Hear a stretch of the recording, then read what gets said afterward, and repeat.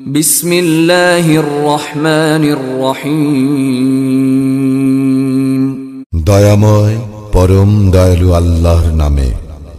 সূরাতুন আনজালনাহা ওয়া ফারাদনাহা ওয়া আনজালনা ফীহা আয়াতিন বাইয়িনাত وأنزلنا فيها آيات بينات لعلكم تذكرون।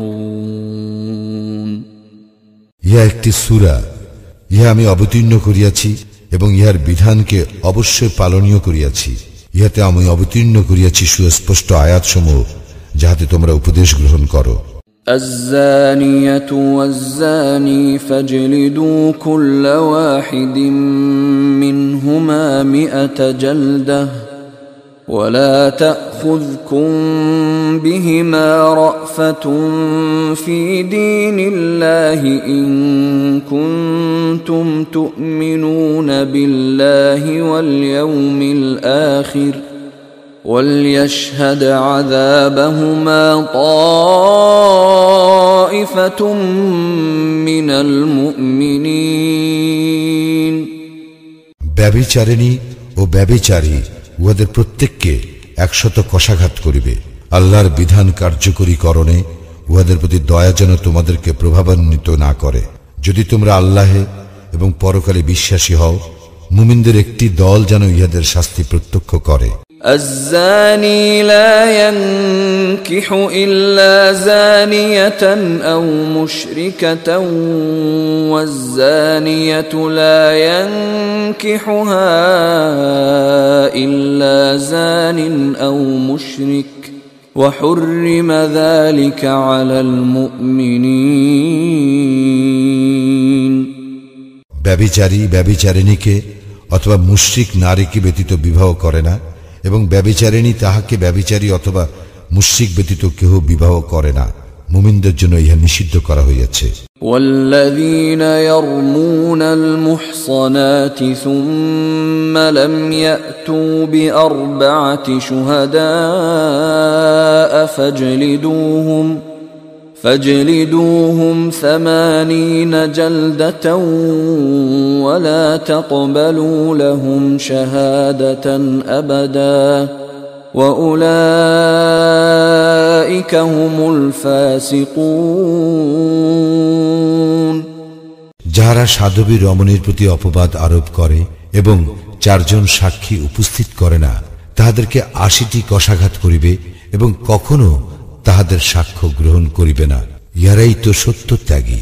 إلا الذين تابوا من بعد ذلك وأصلحوا فإن الله غفور رحيم। তবে যদি ইহার পর উহারা তওবা করে ও নিজেদেরকে সংশোধন করে, আল্লাহ তো অতিশয় ক্ষমাশীল, পরম দয়ালু। والذين يرمون أزواجهم ولم يكن لهم شهداء إلا أنفسهم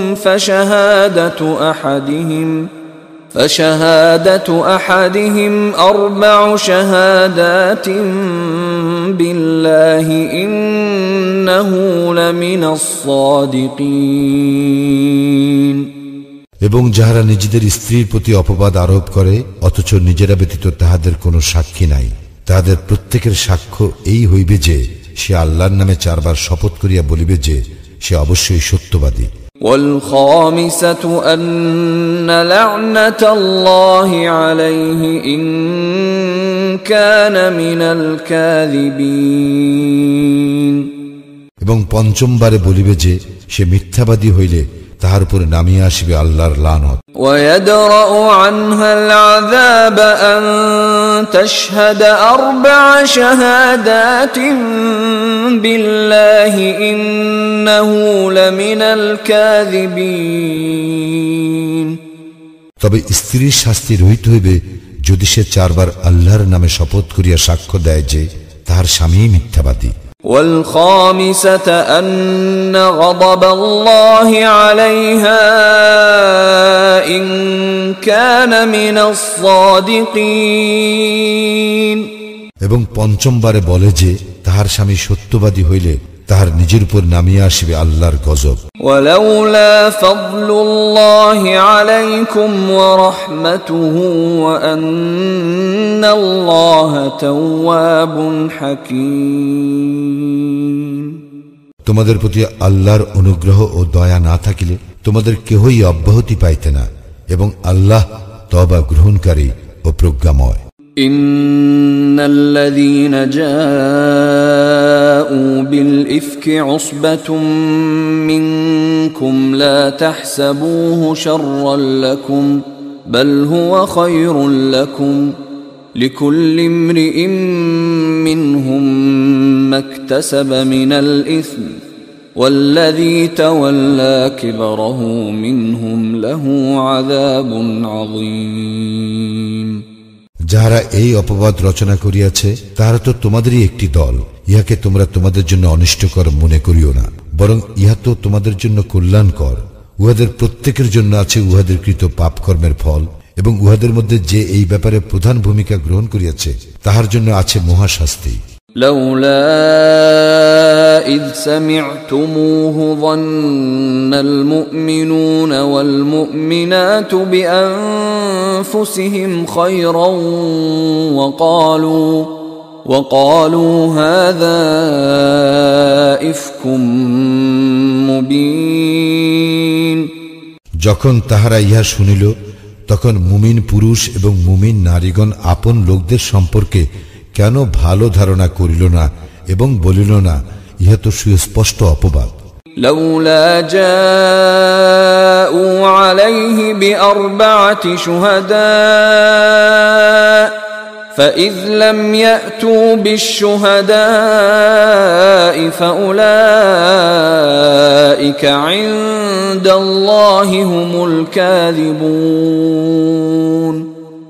তাহারা কেন এই ব্যাপারে চারজন সাক্ষী উপস্থিত করে নাই? যেহেতু তাহারা সাক্ষী উপস্থিত করে নাই সে কারণে তাহারা আল্লাহর নিকট মিথ্যাবাদী। ولولا فضل الله عليكم ورحمته في الدنيا والآخرة لمسكم فيما أفضتم فيه عذاب عظيم দুনিয়া ও আখিরাতে তোমাদের প্রতি আল্লাহর অনুগ্রহ ও দয়া না থাকিলে তোমরা যাহাতে লিপ্ত ছিলে তার জন্য মহাশাস্তি অবশ্যই তোমাদেরকে স্পর্শ করিত। إذ تلقونه بألسنتكم وتقولون بأفواهكم ما ليس لكم به علم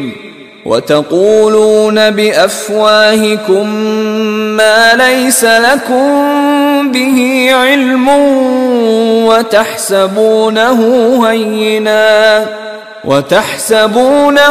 هينا وهو عند الله عظيم যখন তোমরা মুখে মুখে ইহা ছড়াইতেছিলে এবং এমন বিষয় মুখে উচ্চারণ করিতেছিলে যাহার কোনো জ্ঞান তোমাদের ছিল না, এবং তোমরা ইহাকে তুচ্ছ গণ্য করিয়াছিলে, যদিও আল্লাহর নিকট ইহা ছিল গুরুতর বিষয়। ولولا إذ سمعتموه قلتم ما يكون لنا أن نتكلم بهذا سبحانك هذا بهتان عظيم এবং তোমরা যখন ইহা শ্রবণ করিলে তখন কেন বলিলে না এ বিষয়ে বলাবলি করা আমাদের উচিত নয়, আল্লাহ পবিত্র মহান, ইহা তো এক গুরুতর অপবাদ। ইয়াইযুকুমুল্লাহু আন তাউদু লিমিসলিহি আবাদান ইন কুনতুম মুমিনিন। আল্লাহ তোমাদেরকে উপদেশ দিতেছেন, তোমরা যদি মুমিন হও তবে কখনো অনুরূপ আচরণের পুনরাবৃত্তি করিও না।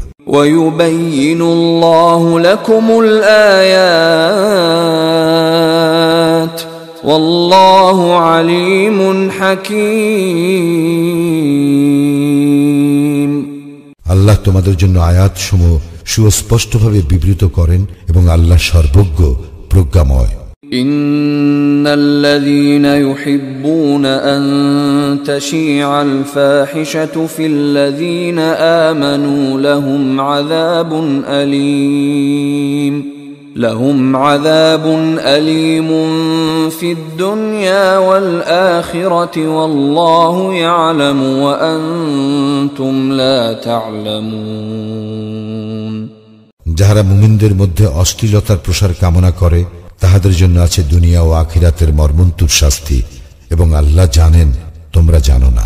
ولولا فضل الله عليكم ورحمته وأن الله رؤوف رحيم।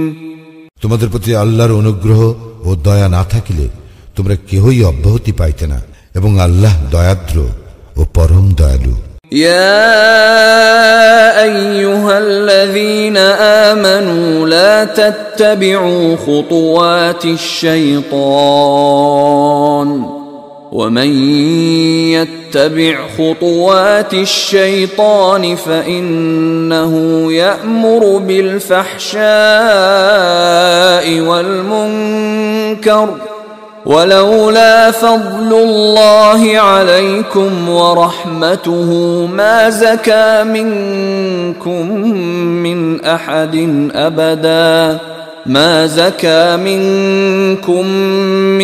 أحد أبدا ولكن الله يزكي من يشاء والله سميع عليم। হে মুমিনগণ, তোমরা শয়তানের পদাঙ্ক অনুসরণ করিও না। কেহ শয়তানের পদাঙ্ক অনুসরণ করিলে শয়তান তো অশ্লীলতা ও মন্দ কাজের নির্দেশ দেয়। আল্লাহর অনুগ্রহ ও দয়া না থাকিলে তোমাদের কেহই কখনো পবিত্র হইতে পারিতে না।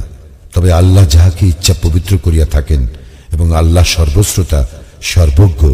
ولا يأتل أولو الفضل منكم والسعة أن يؤتوا أولي القربى والمساكين والمهاجرين في سبيل الله وليعفوا وليصفحوا ألا تحبون أن يغفر الله لكم والله غفور رحيم। তোমাদের মধ্যে যাহারা ঐশ্বর্য ও প্রাচুর্যের অধিকারী তাহারা যেন শপথ গ্রহণ না করে যে তাহারা আত্মীয় স্বজন ও অভাবগ্রস্তকে এবং আল্লাহর রাস্তায় যাহারা হিজরত করিয়াছে তাহাদেরকে কিছুই দিবে না। তাহারা যেন উহাদেরকে ক্ষমা করে এবং উহাদের দোষ ত্রুটি উপেক্ষা করে। তোমরা কি চাও না যে আল্লাহ তোমাদেরকে ক্ষমা করুন? এবং আল্লাহ ক্ষমাশীল, পরম দয়ালু। إن الذين يرمون المحصنات الغافلات المؤمنات لعنوا في الدنيا والآخرة ولهم عذاب عظيم। যারা সাধবী, সরল মনা ও ইমানদার নারীর প্রতি অপবাদ আরোপ করে তাহারা দুনিয়া ও আখিরাতে অভিশপ্ত, এবং তাহাদের জন্য আছে মহাশাস্তি। يوم تشهد عليهم ألسنتهم وأيديهم وأرجلهم بما كانوا يعملون। যেদিন তাহাদের বিরুদ্ধে সাক্ষ্য দিবে তাহাদের জিহ্বা, তাহাদের হস্ত ও তাহাদের চরণ তাহাদের কৃতকর্ম সম্বন্ধে। يومئذ يوفيهم الله دينهم الحق ويعلمون أن الله هو الحق المبين। সেদিন আল্লাহ তাহাদের প্রাপ্য প্রতিফল পুরাপুরি দিবেন, এবং তাহারা জানিবে আল্লাহই সত্য, স্পষ্ট প্রকাশক। الخبيثات للخبيثين والخبيثون للخبيثات والطيبات للطيبين والطيبون للطيبات أولئك مبرؤون مما يقولون لهم مغفرة ورزق كريم দুশ্চরিত্র নারী দুশ্চরিত্র পুরুষের জন্য, দুশ্চরিত্র পুরুষ দুশ্চরিত্র নারীর জন্য, সচ্চরিত্রের নারী সচ্চরিত্র পুরুষের জন্য এবং সচ্চরিত্র পুরুষ সচ্চরিত্র নারীর জন্য। লোকে যাহা বলে ইহারা তাহা হইতে পবিত্র, ইহাদের জন্য আছে ক্ষমা ও সম্মানজনক জীবিকা। يا أيها الذين آمنوا لا تدخلوا بيوتا غير بيوتكم حتى تستأنسوا وتسلموا على أهلها ذلكم خير لكم لعلكم تذكرون হে মুমিনগণ, তোমরা নিজেদের গৃহ ব্যতীত অন্য কাহারও গৃহে গৃহবাসীদের অনুমতি না লইয়া এবং তাহাদেরকে সালাম না করিয়া প্রবেশ করিও না, ইহাই তোমাদের জন্য শ্রেয়, যাহাতে তোমরা উপদেশ গ্রহণ করো।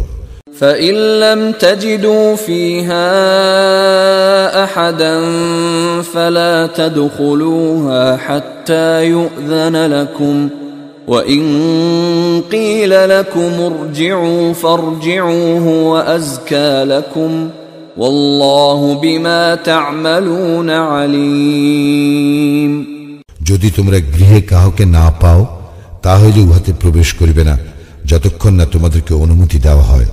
যদি তোমাদেরকে বলা হয় ফিরিয়া যাও, তবে তোমরা ফিরিয়া যাইবে, ইহাই তোমাদের জন্য উত্তম, এবং তোমরা যাহা করো সে সম্বন্ধে আল্লাহ সবিশেষ অবহিত।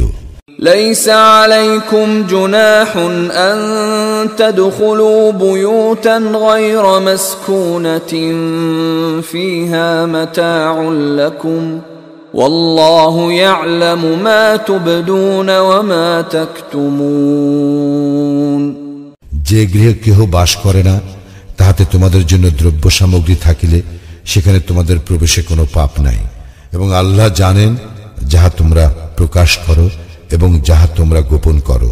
قل للمؤمنين يغضوا من أبصارهم ويحفظوا فروجهم ذلك أزكى لهم إن الله خبير بما يصنعون মুমিনদেরকে বলো, তাহারা যেন তাহাদের দৃষ্টিকে সংযত করে এবং তাহাদের লজ্জাস্থানের হেফাজত করে, ইহাই তাহাদের জন্য উত্তম।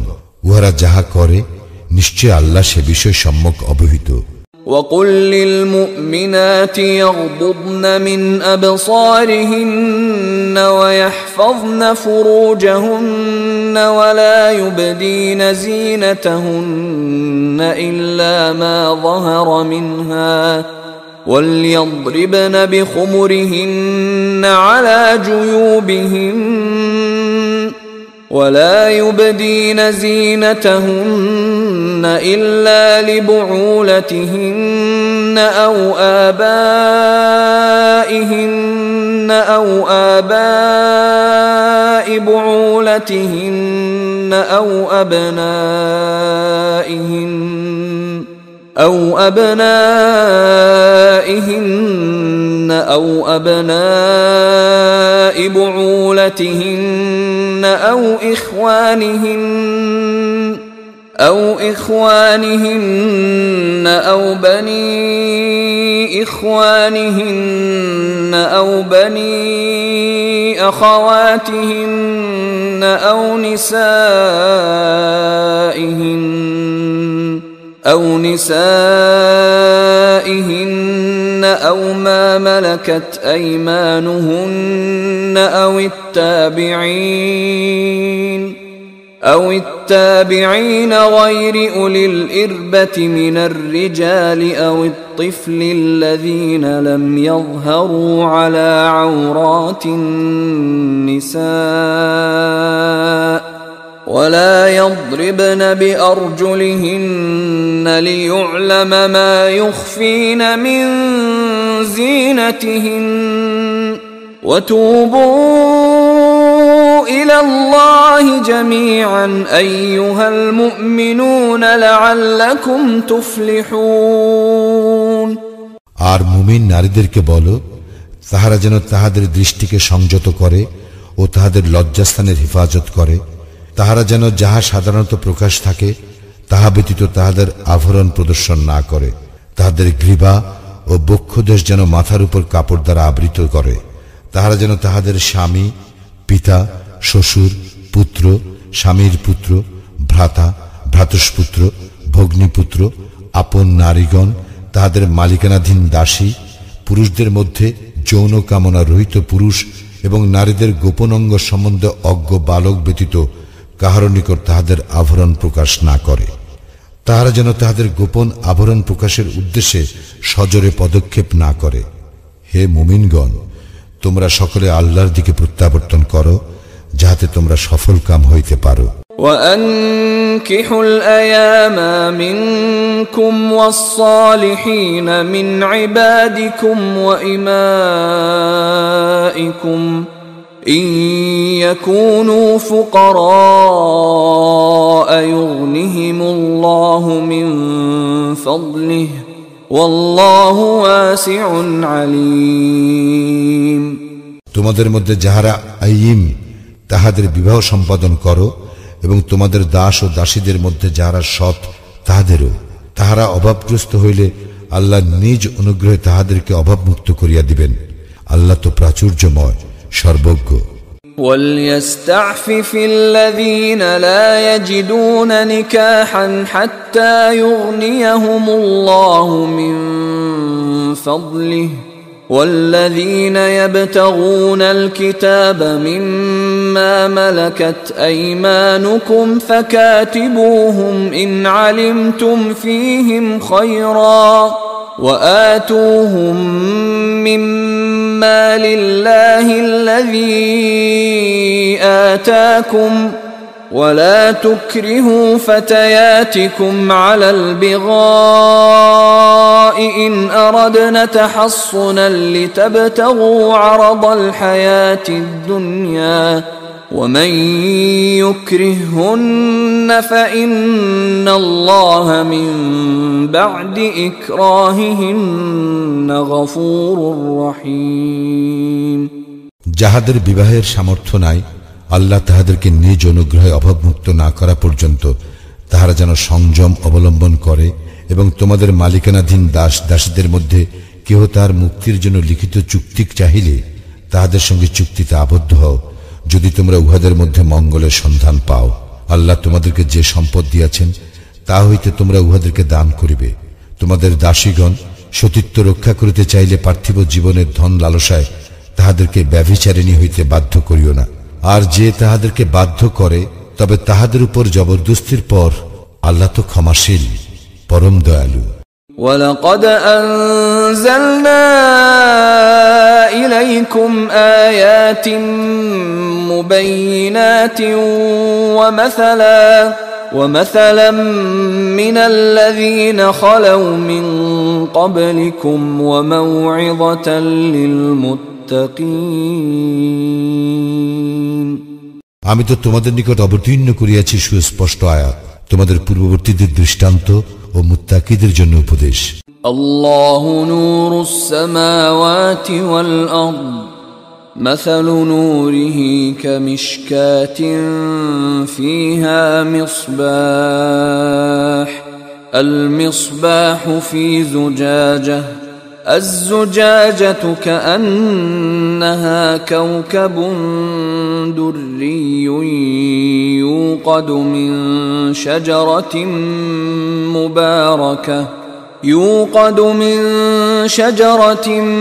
مباركة زيتونة لا شرقية ولا غربية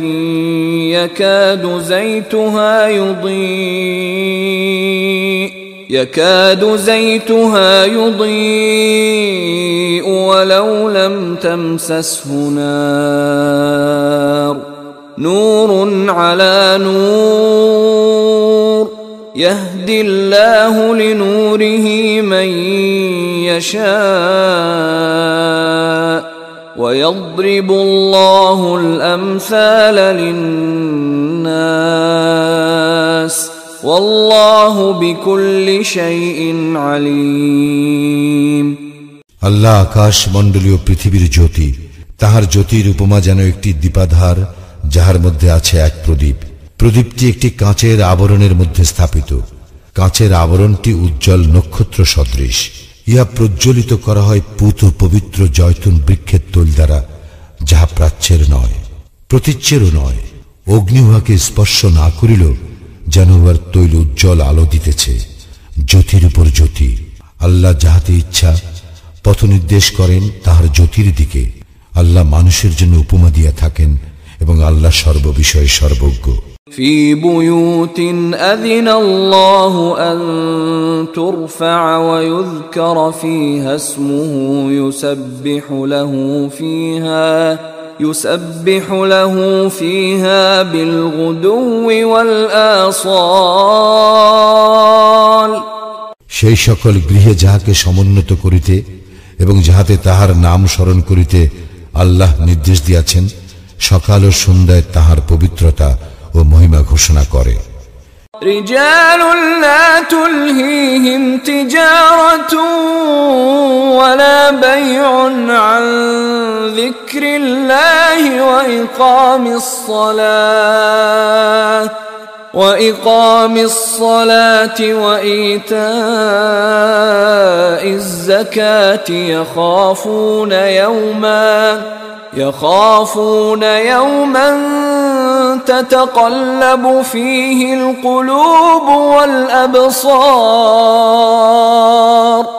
সেই সব লোক যাহাদেরকে ব্যবসা বাণিজ্য এবং ক্রয় বিক্রয় আল্লাহর স্মরণ হইতে এবং সালাত কায়েম ও জাকাত প্রদান হইতে বিরত রাখে না, তাহারা ভয় করে সেই দিনকে, যেদিন অনেক অন্তর ও দৃষ্টি বিপর্যস্ত হইয়া পড়িবে।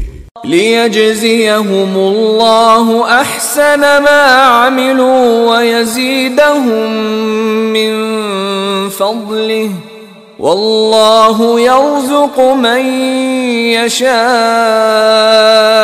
بغير حساب। যাহাতে তাহারা যে কর্ম করে তজ্জন্য আল্লাহ তাহাদেরকে উত্তম পুরস্কার দেন এবং নিজ অনুগ্রহে তাহাদেরকে প্রাপ্যের অধিক দেন।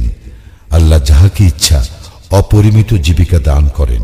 والذين كفروا أعمالهم كسراب بقيعة يحسبه الظمآن ماء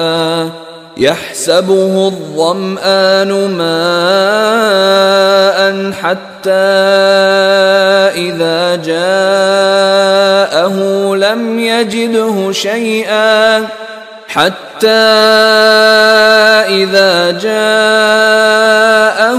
لم يجده شيئا ووجد الله عنده فوفاه حسابه والله سريع الحساب।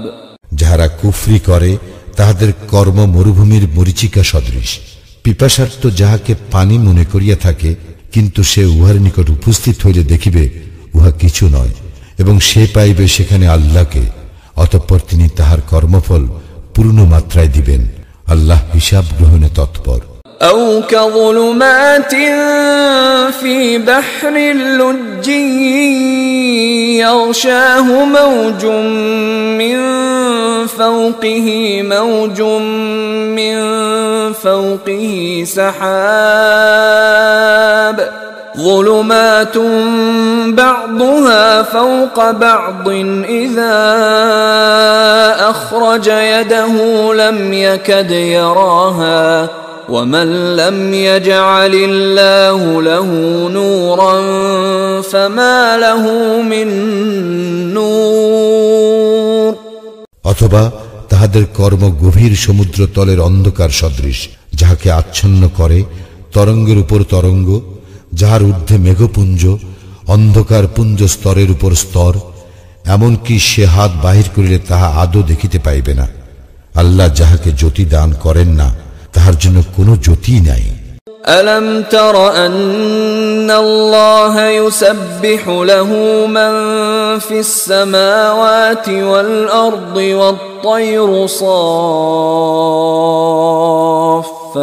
صافات كل قد علم صلاته وتسبيحه والله عليم بما يفعلون তুমি কি দেখো না যে আকাশ মণ্ডলীয় পৃথিবীতে যাহারা আছে তাহারা এবং উড্ডীয়মান বিহঙ্গকুল আল্লাহর পবিত্রতা ও মহিমা ঘোষণা করে? প্রত্যেকেই জানে তাহার ইবাদতের ও পবিত্রতা ঘোষণার পদ্ধতি এবং উহারা যাহা করে সে বিষয়ে আল্লাহ সম্যক অবগত।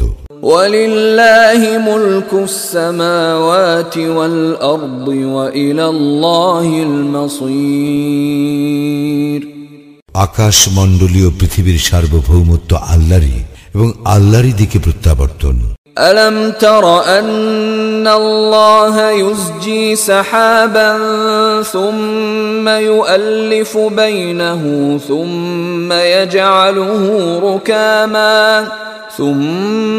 يجعله ركاما فترى الودق يخرج من خلاله وينزل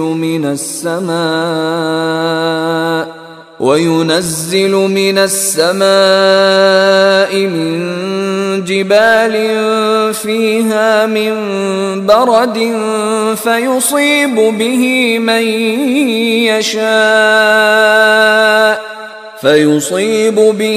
من يشاء ويصرفه عن من يشاء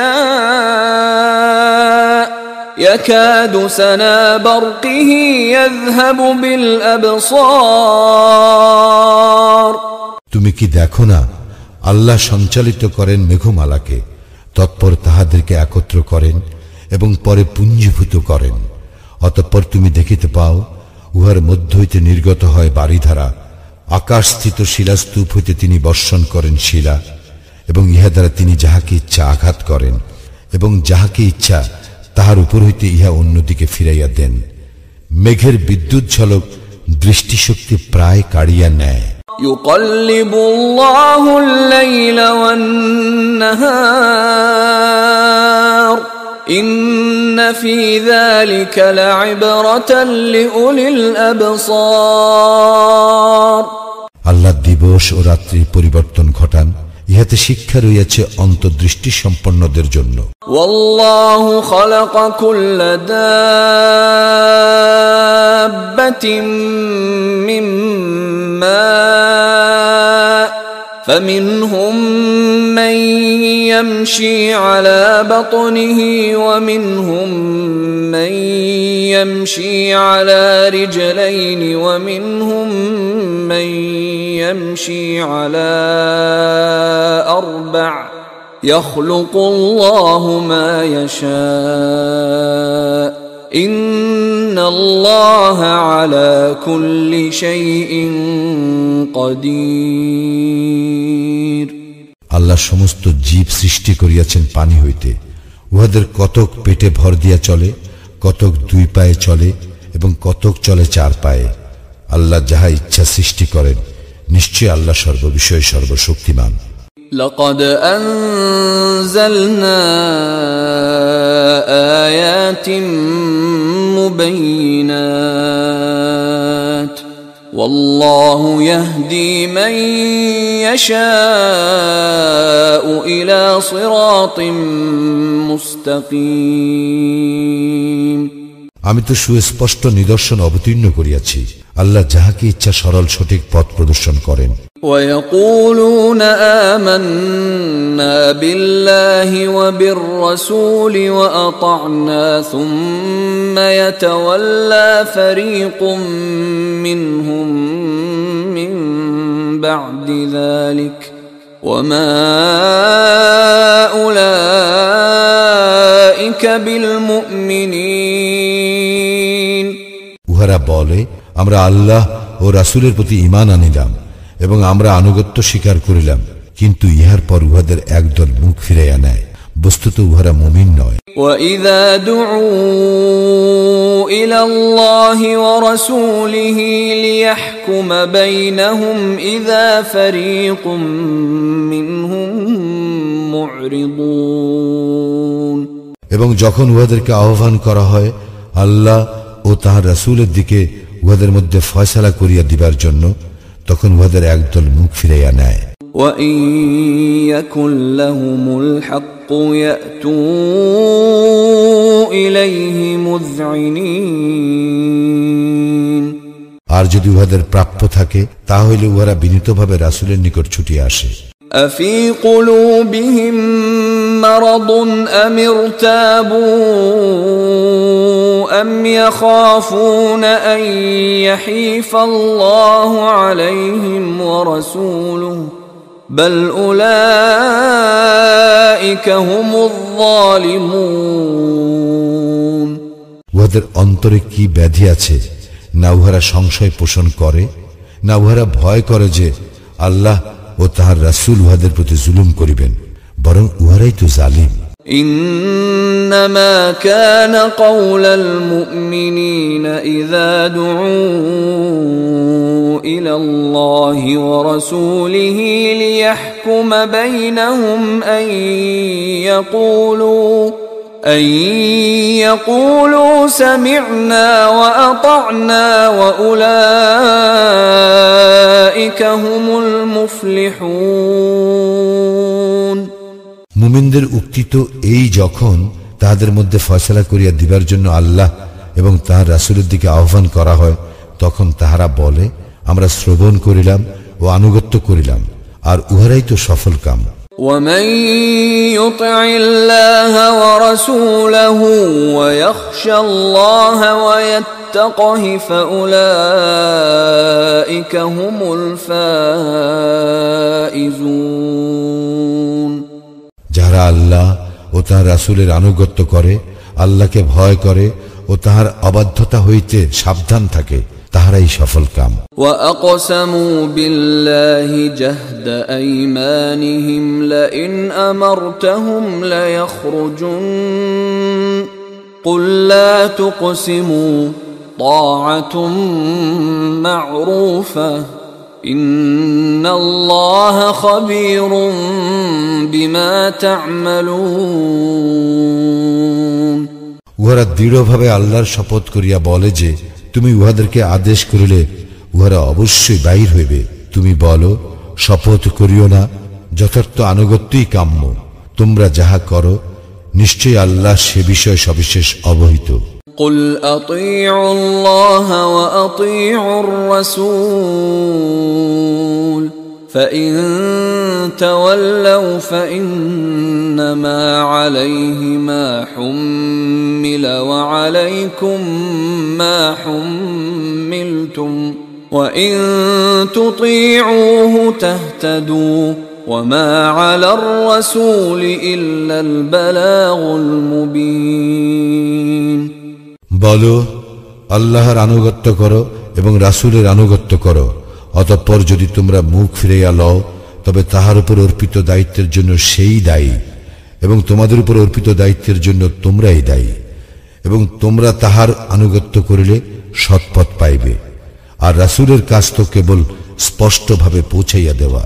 وعد الله الذين آمنوا منكم وعملوا الصالحات ليستخلفنهم في الأرض كما استخلف الذين من قبلهم وليمكنن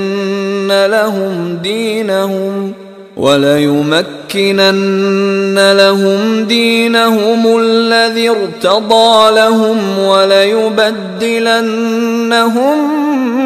من بعد خوفهم أمنا يعبدونني لا يشركون بي شيئا ومن كفر بعد ذلك فأولئك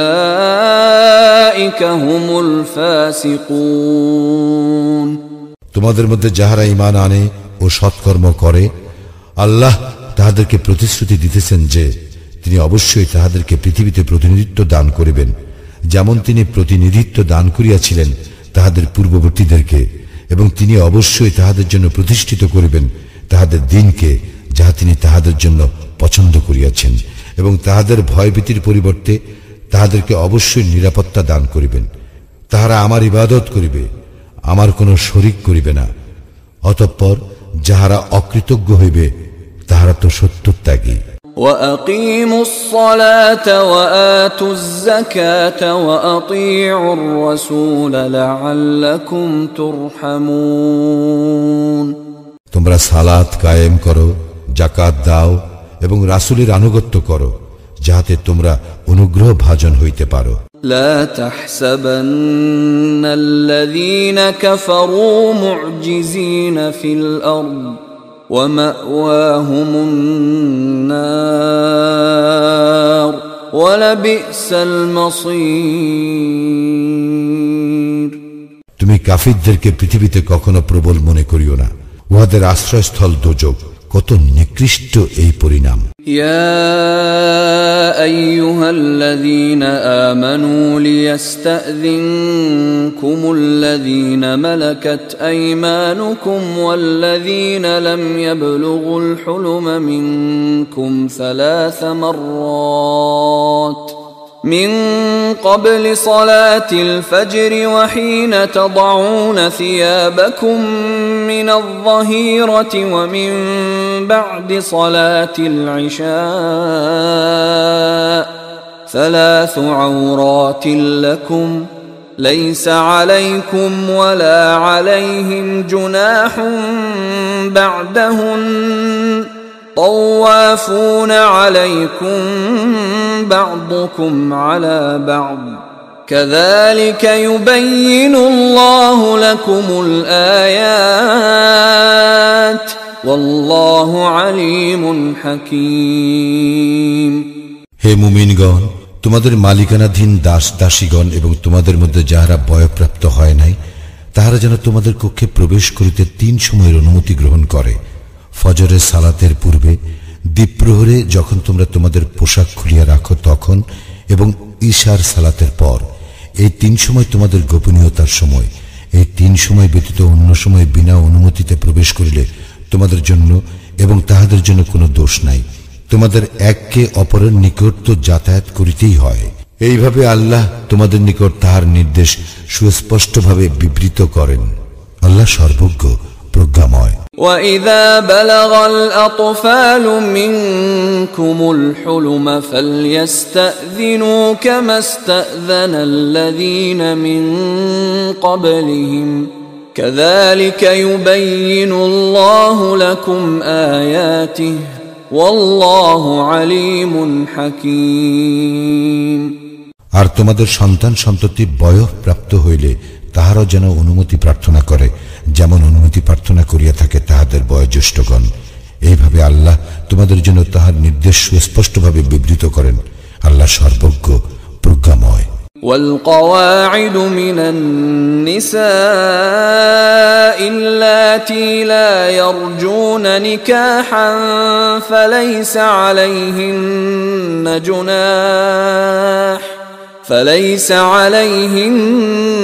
جناح أن يضعن ثيابهن غير متبرجات بزينة وأن يستعففن خير لهن والله سميع عليم।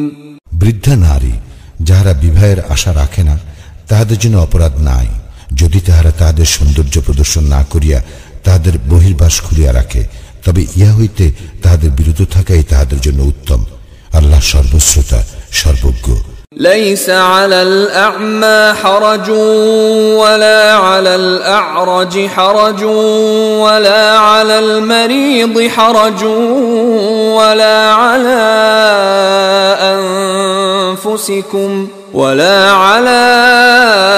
أنفسكم أن تأكلوا من بيوتكم أو بيوت آبائكم أو بيوت أمهاتكم أو بيوت إخوانكم أو بيوت أخواتكم أو بيوت أعمامكم أو بيوت أعمامكم أو بيوت عماتكم أو بيوت أخوالكم أو بيوت خالاتكم أو ما ملكتم مفاتحه أو صديقكم.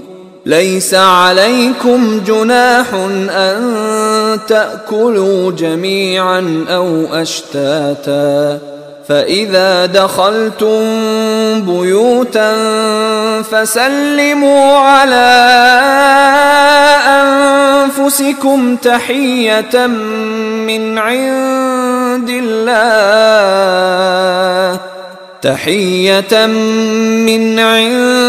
الله مباركة طيبة كذلك يبين الله لكم الآيات لعلكم تعقلون।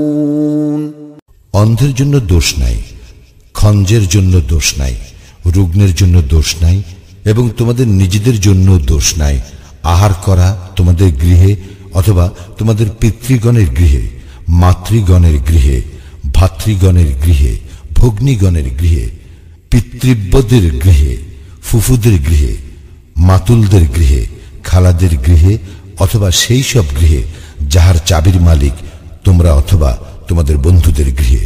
তোমরা একত্রে আহার করো অথবা পৃথক পৃথকভাবে আহার করো, তাহাতে তোমাদের জন্য কোনো অপরাধ নাই। তবে যখন তোমরা গৃহে প্রবেশ করবে তখন তোমরা তোমাদের স্বজনদের প্রতি সালাম করিবে অভিবাদন স্বরূপ, যাহা আল্লাহর নিকট হইতে কল্যাণময় ও পবিত্র। এইভাবে আল্লাহ তোমাদের জন্য তাহার নির্দেশ বিশদভাবে বিবৃত করেন যাহাতে তোমরা বুঝিতে পারো। ইন্নামাল মুমিনুনা আল্লাযীনা আমানু বিল্লাহি ওয়া রাসূলিহি ওয়া ইযা কানু মা'আহু আলা আমরিন জামি'in لم يذهبوا حتى يستأذنوه إن الذين يستأذنونك أولئك الذين يؤمنون بالله ورسوله فإذا استأذنوك لبعض شأنهم فأذن لمن شئت منهم واستغفر لهم الله إن الله غفور رحيم। মুমিন তো তাহারাই যাহারা আল্লাহ এবং তাহার রাসূলে ঈমান আনে এবং রাসূলের সঙ্গে সমষ্টিগত ব্যাপারে একত্র হইলে তাহারা অনুমতি ব্যতীত সরিয়া পড়ে না। যাহারা তোমার অনুমতি প্রার্থনা করে তাহারাই আল্লাহ এবং তাহার রাসূলে বিশ্বাসী। অতএব তাহারা তাহাদের কোনো কাজে বাহিরে যাইবার জন্য তোমার অনুমতি চাইলে তাহাদের মধ্যে যাহাদেরকে ইচ্ছা তুমি অনুমতি দিও এবং তাহাদের জন্য আল্লাহর নিকট ক্ষমা প্রার্থনা করিও। নিশ্চয় আল্লাহ পরম ক্ষমাশীল, পরম দয়ালু। لا تجعلوا دعاء الرسول بينكم كدعاء بعضكم بعضا قد يعلم الله الذين يتسللون منكم لواذا فليحذر الذين يخالفون عن أمره أن تصيبهم فتنة أو يصيبهم عذاب أليم। রাসূলের আহ্বানকে তোমরা তোমাদের একে অপরের প্রতি আহ্বানের মতো গণ্য করিও না। তোমাদের মধ্যে যাহারা অলক্ষ্যে সরিয়া পড়ে আল্লাহ তো তাহাদেরকে জানেন। সুতরাং যাহারা তাহার আদেশের বিরুদ্ধাচরণ করে তাহারা সতর্ক হোক যে বিপর্যয় তাহাদের উপর আপতিত হইবে অথবা আপতিত হইবে তাহাদের উপর মর্মন্তুর শাস্তি।